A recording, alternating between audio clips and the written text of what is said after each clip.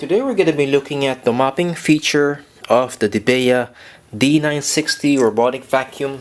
To start off, I'm going to be showing you how the water tank looks like in detail. And this water tank holds this microfiber mop in place. You put water on this opening here on top, and water slowly drips down to this area here, down to the 6 small holes at the bottom. Now somebody suggested that I should soak this microfiber mop in water and wring out the excess just to prevent streaks, and I will do that in a bit. And to attach this microfiber towel, you just slide this sleeves here on the side to both these notches here on both sides of this water tank. Slide it in, carefully slide it in first. This will help hold it in place, and after you slide these sleeves in, you stick the microfiber mop on the velcro strips at the bottom here. There are 5 velcro strips. 1, 2, 3, 4, 5. Try to pull it as far as you can so that it spreads out evenly. The mop is spread out evenly. And I'll be right back. I'll just put water and soak this pad in water, and we'll start the mopping demonstration. Okay, I'm back. I've already soaked the microfiber pad in water. I wring out the excess water. The purpose of this is to prevent streaks on the floor, especially if you're doing linoleum flooring like this or tile. You can spray it with some cleaning solution if you want to, but I think water would be okay for maintenance type cleanups. So I'll just attach this microfiber pad on this bracket / water tank, and I'll put water. I'll just put a little bit of water since I'll be doing just a small room. I don't need a lot of water.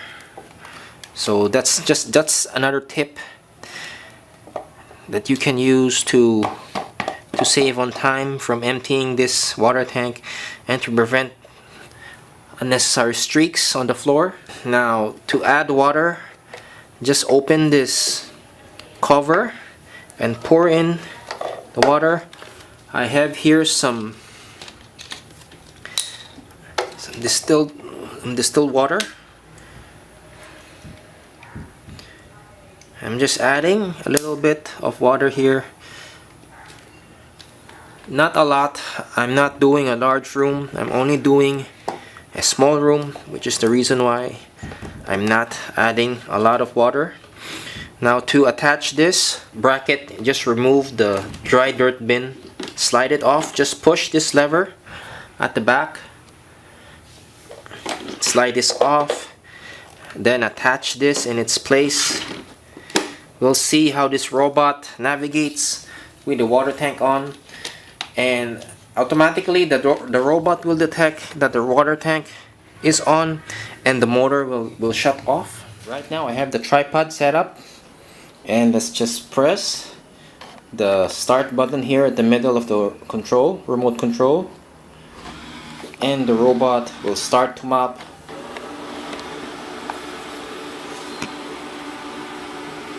And let's see how this robot will navigate. I expect the same type of navigation as it has with the dirt bin attached.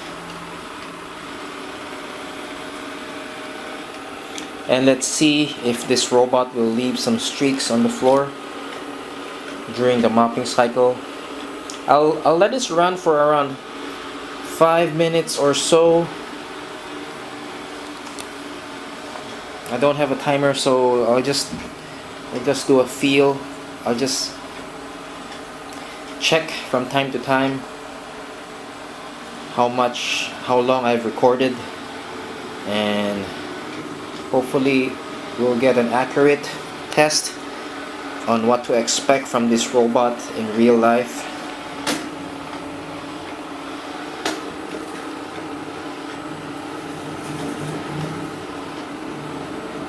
It does not have the same cleaning pattern as an iLife Brava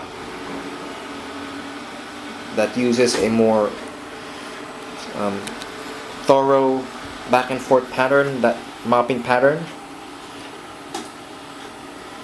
This robot is similar to the iLife in that it has a random pattern, random mopping pattern.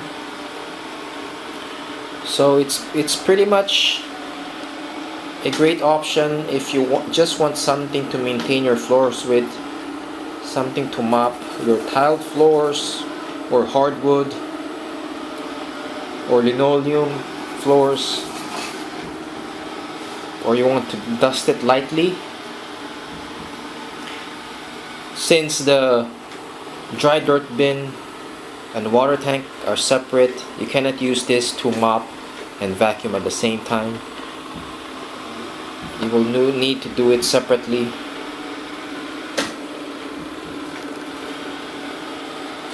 If you want something that will do those things at the same time, you could opt for a second generation iLife or an AlphaWise X5.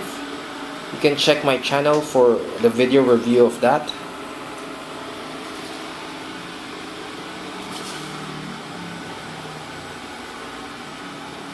If I go over 5 minutes, I do apologize, but I'm trying to do the best that I can to give you an accurate test so that you know what to expect from this robot.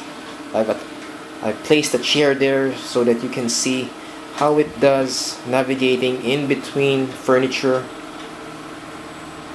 You can also check my other review of this robot again in my channel. If you haven't subscribed, please consider subscribing and share this video to your friends or family, those who may be looking for a robotic vacuum such as this.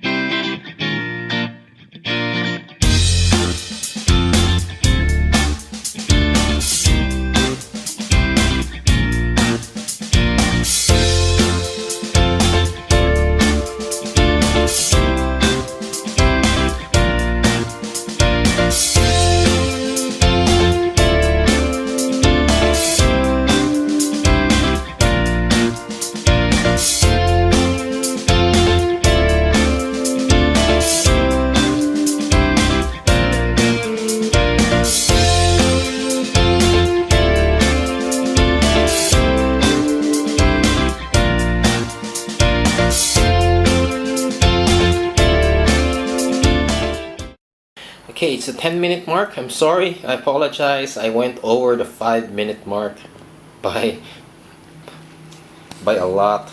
And just check the floors here and see if this robot left any streaks. So far I don't see any visible streaks, at least through the viewfinder of the camera. Let's just go around the room against the light and see if there are any streaks. I don't see any streaks, which means the robot was able to do a pretty good job in regulating the flow of water. And I don't see any streaks from this angle again. And let's zoom out and let's get a close look under the robot to see how the mop looks like, how dirty it is. Okay, the great thing about this type of design is that you don't need to flip the robot over just to have a look at the water tank. All you need to do is push this lever, slide out, and the mop is pretty dirty with all the dirt stuck on the floor. And it did pick up. I was mistaken. This robot also picked up some bit of dust here. If you can see through the camera, I'm not sure if you can see it. That means the vacuum is on even with this attached, and there's quite a bit of water left in the tank, if you can see. And overall, this robot did a pretty good job mopping. It's not a replacement to a hand mop, it's not a replacement to a Brava, but it did a good job in terms of avoiding getting stuck in the chair here. It didn't get stuck on this chair, and it toggled between a random cleaning pattern and a back and forth. One disappointment though would be this robot did not clean the edges enough. I didn't see it clean too much of the edges. When it tried to clean the edges, it didn't go in a straight path. It just went in it tried to turn and crawl its way through the edges, which means that the mop did not reach the edge, the side of the room. So that is a concern for me. I hope that Dibea will address this issue in their future robots, in their future releases. And if you want to get more updates, to get more robot reviews or vacuum reviews, please subscribe and click the bell icon beside the subscribe button. And if you like this video, please give it a thumbs up, and thanks again for watching.